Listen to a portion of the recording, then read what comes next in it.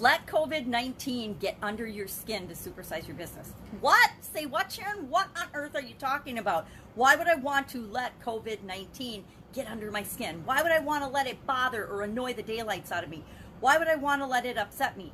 Couple of reasons. Number one, the expression, the idiom, get under your skin, means, of course, to upset or to annoy or to bother someone, right? And I don't know hardly anybody on the planet right now who hasn't been upset, bothered, annoyed, or impacted. At least sometimes we choose to be upset rather than impacted. We've all been impacted by COVID-19. So why not take the energy that surrounds that and use that in our favor to grow and to build and to create the businesses that we want, to tweak and change and pivot in ways that we've never had the time or the energy or given ourselves permission to do, because we were too busy just going with the flow and running our businesses the ways we had set them up and the way we had always done. So in 1936, this of course means to bother or annoy, but in 1936, Cole Porter wrote the song, I've Got You Under My Skin, and that tweaked the change a little bit to also mean romantic addiction, right? You can be addicted to somebody because you fall in love with them, and hopefully you've fallen in love with your business, so that definition applies here as well. Now, what on earth and how on earth can you use the COVID-19 virus to get under your skin, to irritate you, and to motivate you to change and grow? I don't know about you, but I find that when I look back in my past and at how I behaved in different situations for my businesses, the times when we're struggling or we have a problem are the times I've had to get resourceful and figure stuff out and make things happen. The times when everything's running smoothly, we just kind of clip-clop along and not much changes. Well, when we don't change, when we're not being proactive and we're just being reactive, things tend to decline in our businesses and in our lives as well.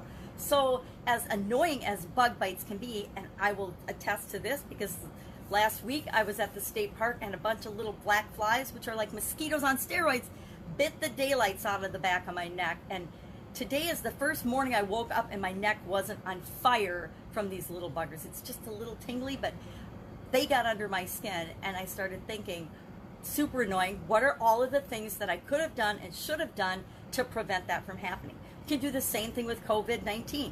What are all the things that I'm going to do going forward to be prepared, to have my business be better prepared for whatever can happen? Because if COVID-19 has done anything, it has proven to each and every one of us as business owners and human beings that we cannot possibly be prepared for everything, right?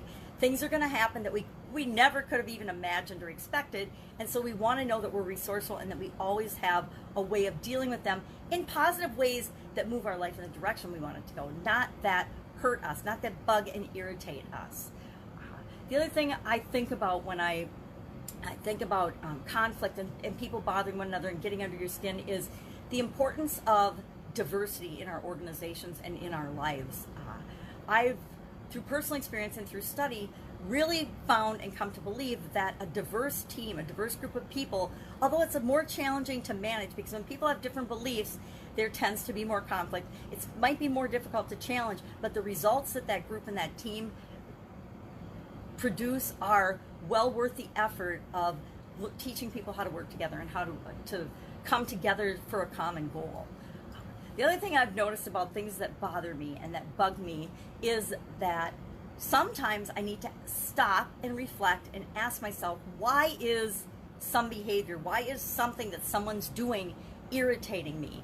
And really it's like holding up a mirror and understanding that sometimes what they're doing is irritating me because I feel like they're getting away with it, and I wouldn't let myself get away with that behavior.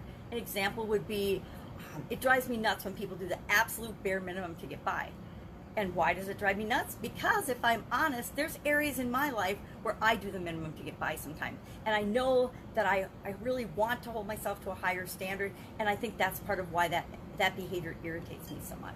So curious, what gets under your skin? What just bothers and irritates the daylights out of you?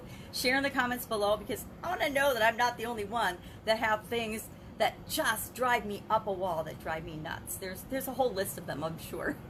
And again, I have to ask myself, why does this bother me? Why does people driving like jerks on the road bother me? Well, I feel like they're endangering me and other people. I feel like they should be following the rules like everybody else, things like that. But it's always a reflection of what my beliefs are.